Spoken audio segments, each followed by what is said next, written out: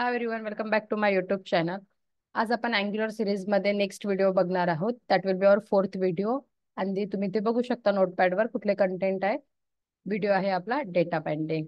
So as everyone know, data binding is the one of the most important topic in Angular. Okay, so मी एक simple सच काही fundamentals लिहिले आहे की data binding काय आहे, कुठल्या गोष्टी आपल्याला शिकायच्या आहे. सो डेटा बाइंडिंग मध्ये दोन टाइप होते previously, one way and two way. Now above Angular 17 पासन एक नवीन फीचर्स रिलीज झाला data binding, that will be our signal. Okay, so पहिले आपण हे दोन टॉपिक बघणार आहोत, one way data binding and two way data binding. Most of the people those they already know the Angular. I hope त्यांना one way आणि two way data binding already माहित असणार. बट 17 पासन सिग्नल हा एक नवीन data binding topic add झाला. So one way data binding मध्ये काय असतं, फ्रॉम टीएस टू HTML. म्हणजे आपली वी हॅव टू फाईल्स, एक टाइपस्क्रिप्टची फाईल आणि एक HTML ची फाईल. तर टाइपस्क्रिप्ट पासून जो डेटा आपण HTML पर्यंत पास केला आहे तो आहे आपला one way data binding. That will be our interpolation, after that property binding. आणि HTML मधून टीएस मध्ये काहीतरी डेटा पाठवतो ना. सपोज कन्सिडर करा एखादी बटन आहे, तर ऑन द बटन क्लिक वर आपल्याला टाइपस्क्रिप्ट मध्ये काहीतरी ऑपरेशन परफॉर्म करायचे आहे. सो ते पण वन वे डेटा बाइंडिंग मध्येच येणार आणि तो असतो आपला event binding. And then another is NG model. आजपर्यंत एनजी मॉडेलला आपण काय म्हणतो की अँग्युलरचं one of the most strongest features आहे एनजी मॉडेल. ओके, त्यामुळेच अँग्युलर सगळ्यात जास्त चालतं ना, जस्ट बिकॉज अँग्युलर काय सपोर्ट करतो, two way data binding support करतो. करेक्ट. सो आज आपण हे दोन टॉपिक बघणार आहोत आणि नेक्स्ट अपकमिंग व्हिडिओमध्ये आपण सिग्नल हा टॉपिक बघूया, जस्ट बिकॉज व्हिडिओची लेंथ खूप हाय होणार त्यामुळे. So let start. First we will see the one way data binding. मी काय करते, एक प्रिव्हियसली व्हिडिओमध्ये आपण एक under the SRC under the app आपण एक फोल्डर क्रिएट केलं होतं कंपोनंट मध्ये. सो कंपोनंट मध्ये पुन्हा एक फोल्डर क्रिएट करते आणि जे आपण कसं प्रॅक्टिस कशी करूया, जो टॉपिक शिकवतोय त्या टॉपिकचा फोल्डर क्रिएट करूच. जसं आज मी सांगते data binding.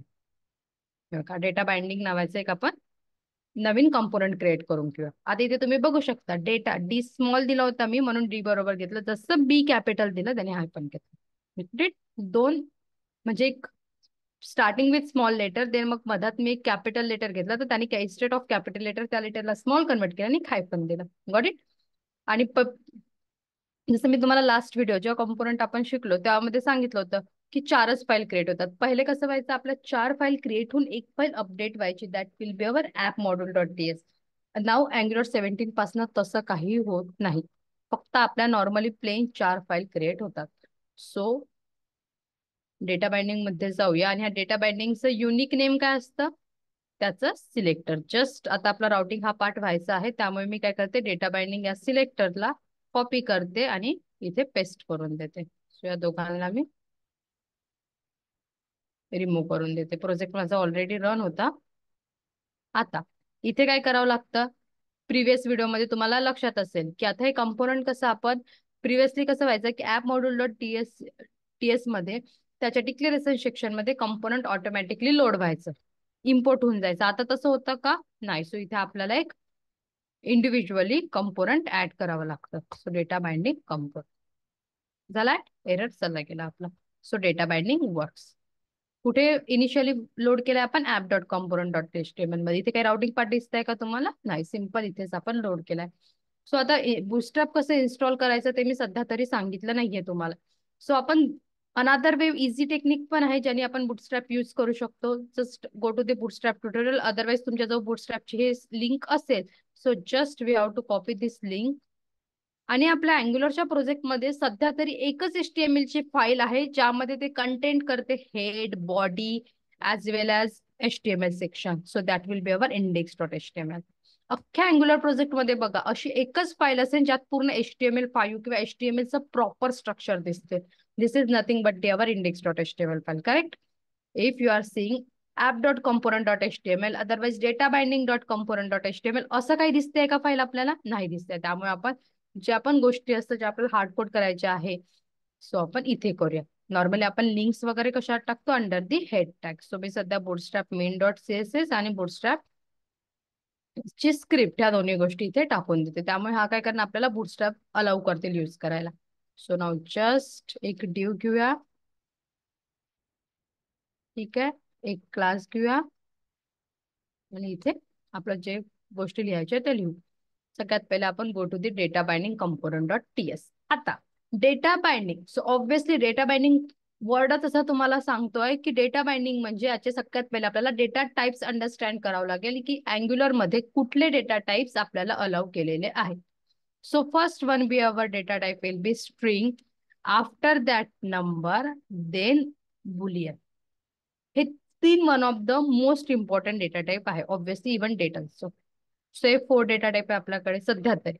Then we have another data type also, अरे, object, primitive, non primitive data type most of the people know. सध्या आपण अरे ऑब्जेक्टला टच नाही करूया, बेसिक डेटा टाइप बघूया. आता कन्सिडर करा, मला एक व्हेरिएबल क्रिएट करायचं आहे बाय युझिंग स्ट्रिंग. कसं क्रिएट करणार आपण? एनीवन? बघा, सिंपल मला एक नेम शोकेस करायचा. So name colon string. So name, sorry, data type name, नेमचा डेटा टाइपचं, सॉरी, नेम काय झाला? व्हेरिएबल नेम झाला आणि नेमच्या व्हेरिएबलचा डेटा टाइप काय आपला? स्ट्रिंग. एरर का बरं येत आहे? Just because property name has no initializer and it's not differently assign in the constructor. बघा, एक तर इनिशियलाइज पण नाही केला आहे त्याला, किंवा कन्स्ट्रक्टर मध्ये व्हॅल्यू सुद्धा इनिशियलाइज केली नाही आहे. सपोज आता मी इथे एक नेम असाइन केलं, आर्विका. सो गेला माझा एरर. दॅट मीन्स मी त्याला इनिशियलाइज केलं is equal to Arvika, otherwise is equal to empty also. त्याला मेन काय हवंय? इज इक्वल टू नंतर काहीतरी हवंय obviously. Now this is the string. So मी नंबर देईन तर अलाउ करेल का? हा नाही. अदरवाइज मी ट्रू देणार तर अलाउ करेल का? नाही ना, just because he wants number in the form of string data. आता ट्रू हे स्ट्रिंग झालं म्हणून त्याने अलाउ केलं. ठीक आहे, सो हे झालं माझं एक नेम. आता सेकंड, कन्स्ट्रक्टर मध्ये कसं नाव दाखवतात ते पण बघून घेऊया. प्रिव्हियस व्हर्जन मध्ये अँग्युलर मध्ये ना इथे असं लिहून पण यायचं, implements enjoy in its constructor. आता हे सगळं बंद झालंय, एकदम प्युअर कंपोनंट येतात ते विदाउट एनी कचकच. ओके, सो आता मी एक दुसरा व्हेरिएबल कन्सिडर करते, सरनेम. ऑब्व्हियसली सरनेम आपलं नेहमी स्ट्रिंगच असतं. मी इथे पण त्याला व्हॅल्यू इनिशियलाइज करू शकते. बघा, this dot surname is equal to Sharma. गेला एरर? सो एक काय केलं मी इथे, इथेच व्हेरिएबल डिक्लेअर केला विथ त्याला व्हॅल्यू इनिशियलाइज केली. इनिशियलाइज करणं म्हणजे इज इक्वल टू नंतर काहीतरी त्याला असाइन करणं. असाइन सुद्धा केली. सेकंड काय केलं मी इथे, फक्त व्हेरिएबल डिक्लेअर केला आणि सोडून दिलं, आणि त्याला व्हॅल्यू इनिशियलाइज कुठे केली? Under the constructor. Got it? So हे दोन टाइप झाले आपण व्हेरिएबल डिक्लेअर करायचे. म्हणजे एक व्हेरिएबल बाय युझिंग टू आपण डिक्लेअर करून दाखवला. करेक्ट? अदरवाइज थर्ड वे पण आहे, त्याला विदाउट त्याचा डेटा टाइप न सांगता. So that will be our M name किंवा मिडल नेम. मी त्याला काय करते, डिरेक्टली त्याचं मिडल नेम सांगून देते, प्रकाश. याला इथे सांगितलं का मी याचा डेटा टाइप स्ट्रिंग आहे किंवा काही नाही, बट यांनी काय कन्सिडर केला, आता याचा डेटा टाइप स्ट्रिंग आहे. का बरं यांनी कन्सिडर केला? जस्ट बिकॉज मी त्याला इज इक्वल टू नंतर जी पण व्हॅल्यू दिली ना ते ऍज अ स्ट्रिंग फॉर्म मध्ये दिली, दॅट्स वाय. सपोज मी त्याला बुलियन मध्ये दिली, तर याने मिडल नेमनी काय कन्सिडर केला की याचा डेटा टाइप बुलियन आहे.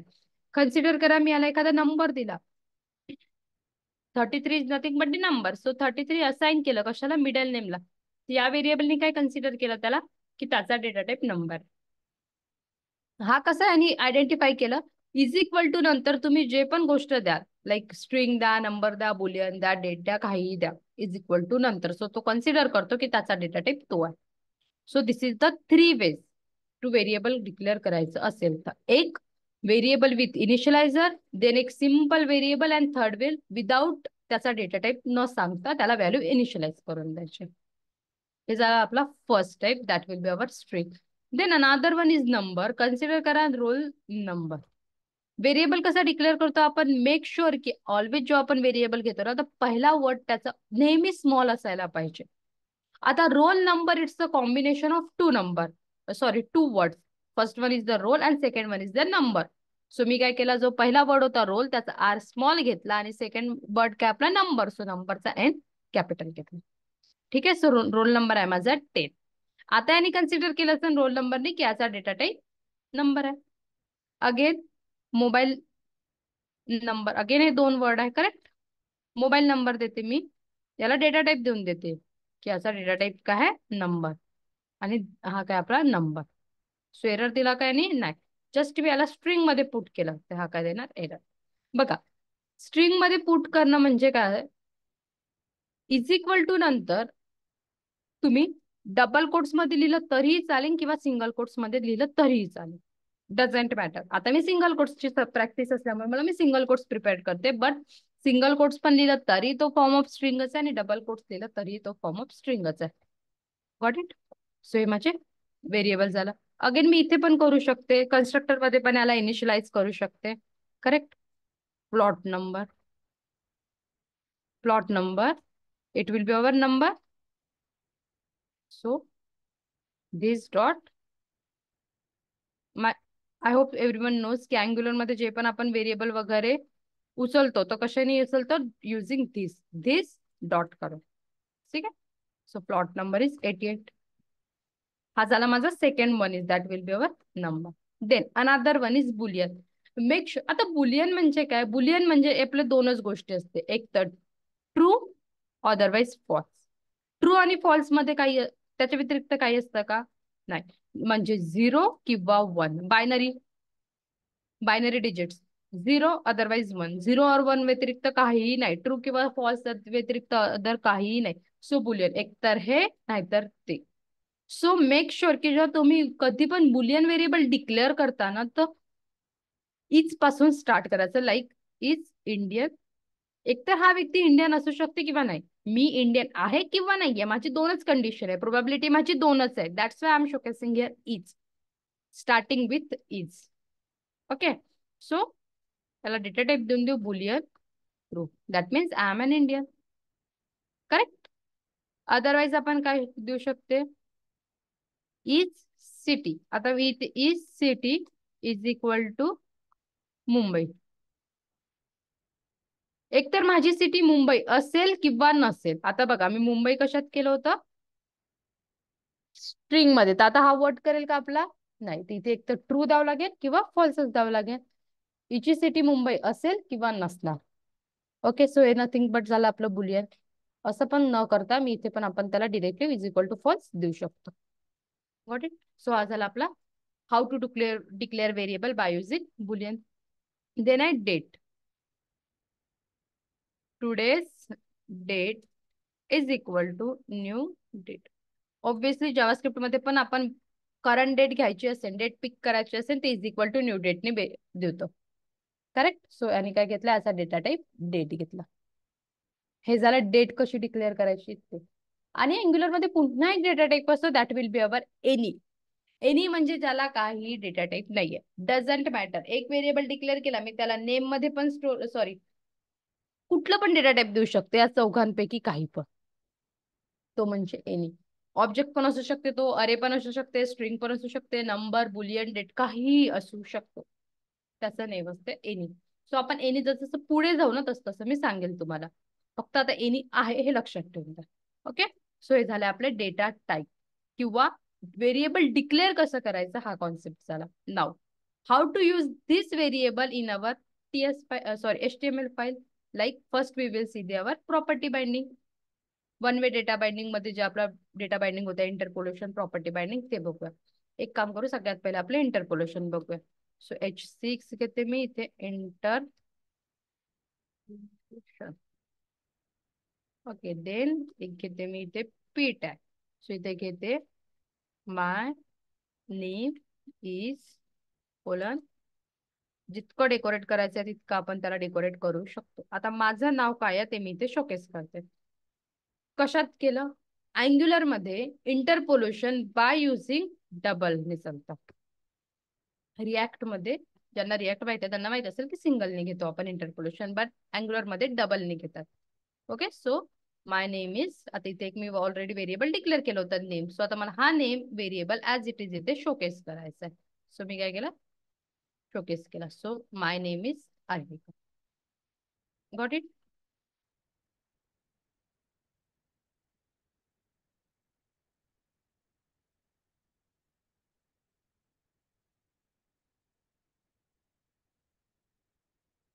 हा तिकडे जातोय, त्याला कंटेनर मध्ये वगैरे टाकावं लागेल. ठीक आहे, सध्याच असू दे. माय नेम इज अर्विका. ओके. सो हा काय झाला, एक नथिंग बट द सिम्पल से इंटरपोल्युशन. इंटरपोल्युशन म्हणजे काय? इंटरपोल्युशन म्हणजे काय असते? आता सपोज एखाद्या व्हेरिएबलची व्हॅल्यू इकडनं येते, एपीआय कडनं वगैरे येतात, ते तुम्हाला ऍज इट इज फक्त शोकेस करायची असेल, सो आपण ते बाय युझिंग इंटरपोल्युशन अचीव करते. Otherwise another one is property binding. आता इथे तुम्ही असंही करू शकता, किंवा जितके पण व्हेरिएबल आहे ते मला शोकेस करायचे आहे, किंवा माय फुल नेम इज, इथे आपण दाखवूया, इथून जनरेट करूया. आपल्याकडे मिडल नेम होतं, then we have again last name also. So आपण इथून जनरेट करू शकतो. मिडल नेम म्हणजे आपलं मधातलं नाव, देन अगेन आपला last name, that will be our surname. ठीक आहे. सो माय नेम इज काय आला पाहिजे? अर्विका प्रकाश, काय दिलंय मी surname? Sharma. Correct. So अर्विका Prakash Sharma, एक नवीन नेम जनरेट केला आपण बाय युझिंग इंटरपोल्युशन. सो हे झालं इंटरपोल्युशन. इंटरपोल्युशनचा युजच ते आहे की as it is value TS कडनं घ्यायची आणि शोकेस करायचं, म्हणून याला वन वे म्हणतात. एकच प्रक्रिया करतोय आपण याच्यावर, दुसरं काही रिफाईन करतोय का? नाही, त्याला काही रिफाईन करत नाहीये. ऍज इट इज फक्त शोकेस करतोय. देन नंतर आहे आपलं प्रॉपर्टी बाइंडिंग. आता प्रॉपर्टी बाइंडिंग म्हणजे काय? आता कन्सिडर करा, I have input type text class FORM form control, form form control. ठीक आहे, एक फॉर्म कंट्रोल आहे. हे काय आपलं nothing but form control.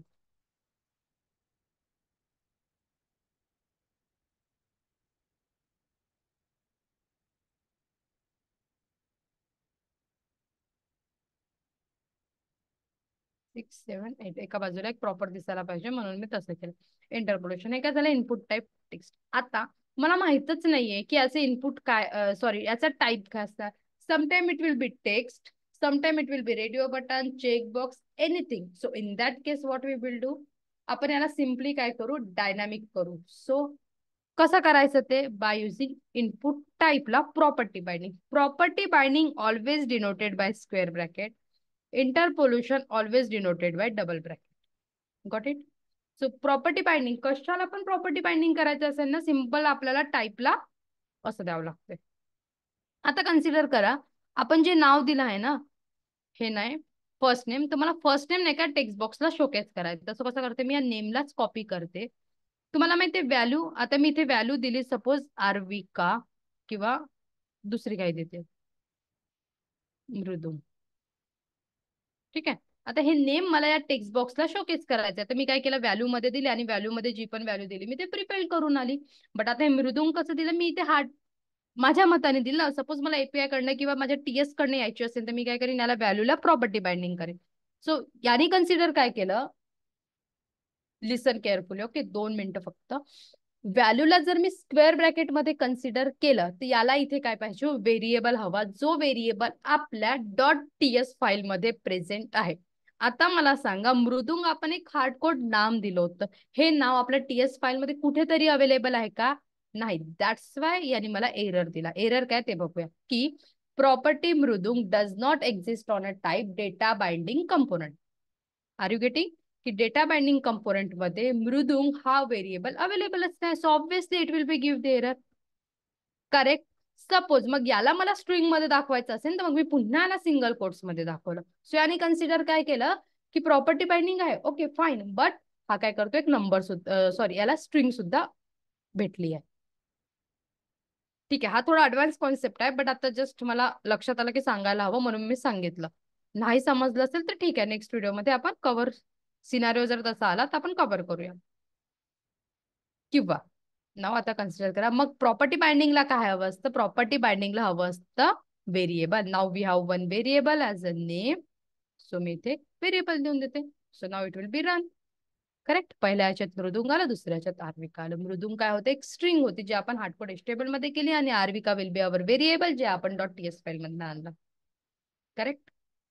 So हा झाला माझा first one way data binding मधला इंटरपोल्युशन आणि property binding. I know interpolation it's very easy, everyone knows, किंवा प्रत्येकाला समजून जाणार. बट प्रॉपर्टी बाइंडिंग म्हणजे सगळ्यांना समजणार, बट तुम्हाला सिनारिओ नाही समजणार. मोस्ट ऑफ द लोकांना होऊ शकतं की का बरं यूज करतो आपण प्रॉपर्टी बाइंडिंग. आता कन्सिडर करा, मोस्ट ऑफ द आपण टाइम काय, आता जसं आपण व्हॅलिडेशन लिहितो, मोबाईलचं व्हॅलिडेशन लिहिते. आता कन्सिडर करा आपण वेगवेगळ्या कंट्रीमध्ये एक अप्लिकेशन आपल्या वेगवेगळ्या कंट्रीमध्ये यूज होते. सो इंडियामध्ये आपला मोबाईल नंबर व्हॅलिडेशन फॉर्मॅट काय, 10 होऊ शकते. दुसऱ्या देशात 7च असेल, 8च असेल. टेलिफोन नंबरचं पण फॉर्मॅट असतं. सो आपल्याला त्या केसमध्ये काय करायचंय, मीन लेंथ आणि मॅक्स लेंथ डिफाईन करायची आहे. So by using mean length max length आपण काय करू शकतो, मग त्याला प्रॉपर्टी बाइंडिंगने त्याला फिक्स करू शकतो. एपीआय कडनं जे पण प्रॉपर्टी फक्त ते इथे बाइंड करू आपण, आणि मग त्याला मीन लेंथ आणि मॅक्स लेंथ पाठवून देऊ. त्यासाठी यूज होऊ शकते. किंवा कन्सिडर करा कधी कधी प्लेस होल्डर येतो आपला, प्लेस होल्डर डायनॅमिक असतो. सो त्या केसमध्ये आपण प्रॉपर्टी बाइंडिंग यूज करू शकतो. Value is one of the best example. Value जर कसं असतं, प्रत्येक टाइमला एपीआय कडनं काही डेटा येतो, तो आपल्याला शोकेस करायचा असतो टेक्स्ट बॉक्स मध्ये. सो आपण बाय युझिंग व्हॅल्यू दाखवू शकतो. सो हे झालं आपलं प्रॉपर्टी बाइंडिंगचं example. Now the another one is example is आपलं वन वे डेटा बाइंडिंग मधलं आहे इव्हेंट बाइंडिंग. आतापर्यंत जे आपण बघितलं ना, ते डॉट टीएस मधून एचटीएमएल मध्ये आले बघा. हे व्हेरिएबल टीएस फाईल मधल्या जे एचटीएमएल मधले आल्या. आता असं काही होणार आहे, जे एचटीएमएल मधून आपण तिकडे काहीतरी पाठवणार. जस्ट अ सेकंड, मी याला कॉपी करते. 2 रो. ठीक आहे, तिथे एक बटन घेते, क्लिक मी. ठीक आहे. सो क्लास नेम देऊन देते पहिले तर बीटीएन ला, बीटीएन SM बीटीएन डेंज. आता क्लिक मी म्हणजे ऑब्व्हियसली मी क्लिक इव्हेंट देणार आहे. सो क्लिक इव्हेंट मध्ये देते ऑन, किंवा डायरेक्ट अलर्ट देता येईल ना आपल्याला. अलर्ट मध्ये देते hi, I am an hi example of click.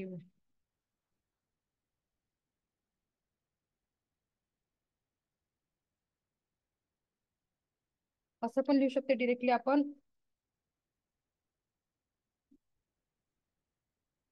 मला तिकडे तो व्हेरिएबल बनवावा लागेल ना.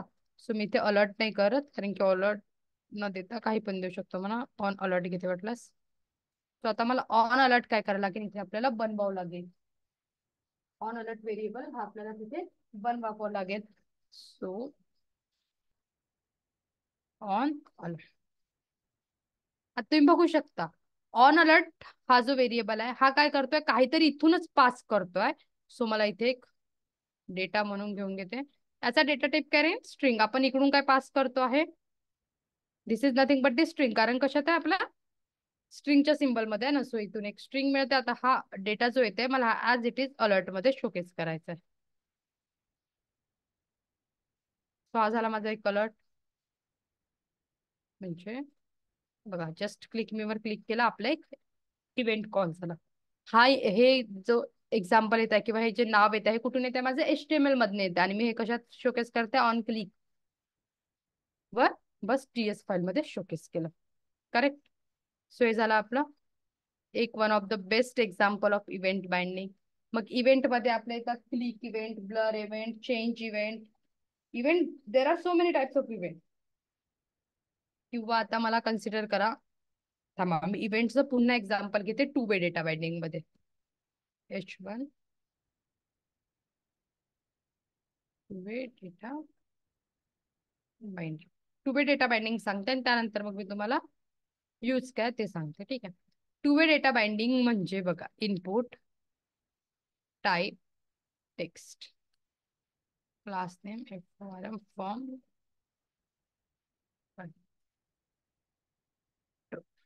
हे झालं आपलं एक सिम्पलचा आपला HTML चा टेक्स्ट बॉक्स. याला आता या टेक्स्ट बॉक्स मध्ये मी काही लिहिणार. जसं आता इथे काय केलं आपण, या टेक्स्ट बॉक्स मध्ये काही लिहिलं, मृदुंग नंतर मी काहीतरी लिहिते. हे माझं चेंज होते आहे का, कुठल्या तरी व्हेरिएबल मध्ये शोकेस होत आहे का, ऍज इट इज नाही. हे जर आपल्याला अचीव्ह करायचं असेल ना, तर बिफोर लाईक ज्याला जावा स्क्रिप्ट jQuery वगैरे माहित असेल तर जावा स्क्रिप्ट मध्ये कसं करतं, document dot gate element by ID, मग ती आयडीने त्याची व्हॅल्यू रीड करते आणि मग एका व्हेरिएबल मध्ये स्टोअर करतो आपण, करेक्ट. बट इथे असं न करता इथे कसं करतो ते बघा. इव्हन जे क्वेरी मध्ये सुद्धा, so that will be our difficult task. तर आता अँग्युलर मध्ये कसं करायचं ते बघते. त्याला थोडं ना फॉर्मॅट व्यवस्थित देते. UI नीट अँड क्लीन ठेवायचं. ऍक्च्युली UI ची पण प्रॅक्टिस होते आपली आणि फंक्शनॅलिटी तर आपण परफॉर्म करतोच आहे. ठीक. सो आता इथे मी प्लेस होल्डर देऊन देते. एंटर. हे बघा, प्लेस होल्डर आता मला डायनॅमिक द्यायचं असेल तर काय करीन, मी याला फक्त प्रॉपर्टी बाइंडिंग मध्ये कन्वर्ट केलं आणि इथे प्लेस होल्डर देते स्ट्रिंग मध्ये. Place place holder name is equal to enter name. तर मग इथे काय केलं, हा जो प्लेस होल्डर नेम आहे ना, हा व्हेरिएबल मी इथे बाइंड करून देते. झालं आपलं प्लेस होल्डर डायनामिक. आता इथे नेम आहे, सपोज मला सरनेम आला एपीआय साईडने, ते मी इथे एंटर सरनेम दिसणार, दुसरा व्हेरिएबल येणार किंवा एकाच व्हेरिएबल मध्ये व्हॅल्यू वेगळी येणार.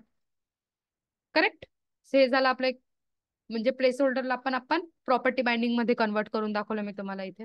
आता इथे मला एनजी मॉडेल बाइंड करायचं आहे.